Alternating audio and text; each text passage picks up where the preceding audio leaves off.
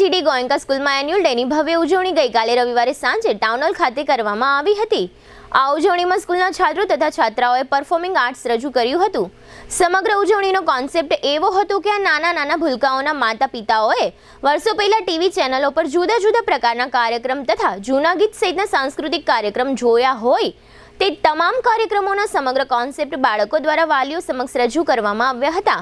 આ પ્રકારના કોન્સેપ્ટ માટે જીડી ગોયંકા સ્કૂલના મેનેજિંગ ટ્રસ્ટી સંજય ખંડેલવાલે સ્કૂલના પ્રિન્સિપાલ થોમસન માઇકલ સહિતના સમગ્ર સ્ટાફને પૂરતી સ્વતંત્રતા આપી હતી, જેને કારણે સ્કૂલના શૈક્ષણિક સ્ટાફ દ્વારા ખૂબ જ સારી રીતે પરફોર્મિંગ આર્ટ્સ ઇવનિંગની ભવ્ય તૈયારીઓ ગોઠવવામાં આવી હતી।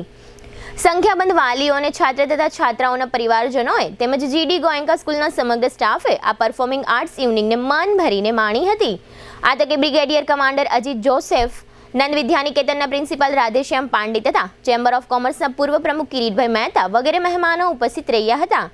નાના ભૂલકાઓ સ્ટેજ ઉપરથી જૂના પ્રસંગો રજૂ કરતા હતા ત્યારે ઉપસ્થિત વાલીઓને પોતાનું બચપન યાદ આવતું હોવાનો અહેસાસ દરેક વાલીઓના ચહેરા ઉપર જોવા મળતો હતો।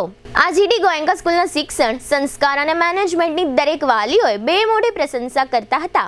ખાસ કરીને સ્કૂલના મેનેજિંગ ટ્રસ્ટી સંજય ખંડેલવાલનો શિક્ષણ ક્ષેત્રે બહોળો અનુભવ હોવાને કારણે આ સ્કૂલ દિવસે ને દિવસે ખૂબ જ પ્રગતિ કરી રહી છે।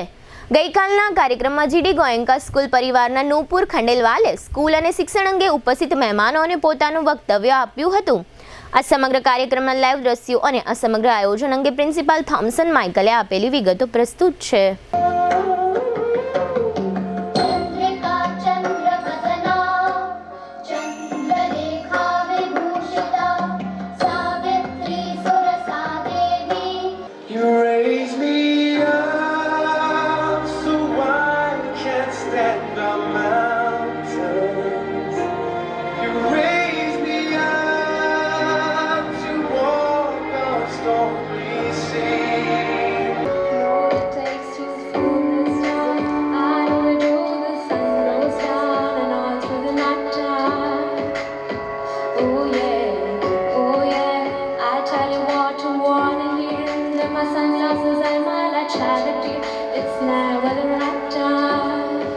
आज हम लोग ने यहाँ पर परफॉर्मिंग आर्ट्स इवनिंग को सेलिब्रेट किया, जो जनरली जैसे एनुअल डे कहा जाता है।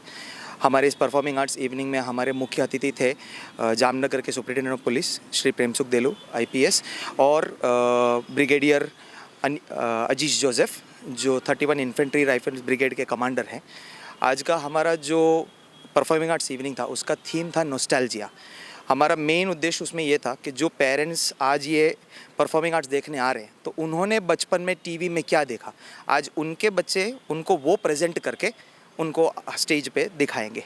ये हमारा मेन उद्देश्य था। इवन एडवर्टाइजिंग प्रोग्राम हर एक चीज़ वो जो पहले 80s और 90s में जो टीवी में देखा जा रहा था उसी को सेम रिसेंबल करके यहाँ पे किया गया है। हमारे ट्रस्टी, हमारे डायरेक्टर श्री संजय खंडेलवाल जी ने हमें इसमें बहुत योगदान दिया है, हमें फुल फ्रीडम दिया है कि हम कैसे इसको अपने एक्सपेरिमेंट करके नए आइडियाज़ को ला सकते हैं। तो उसके लिए मैं उनका बहुत आभारी हूँ।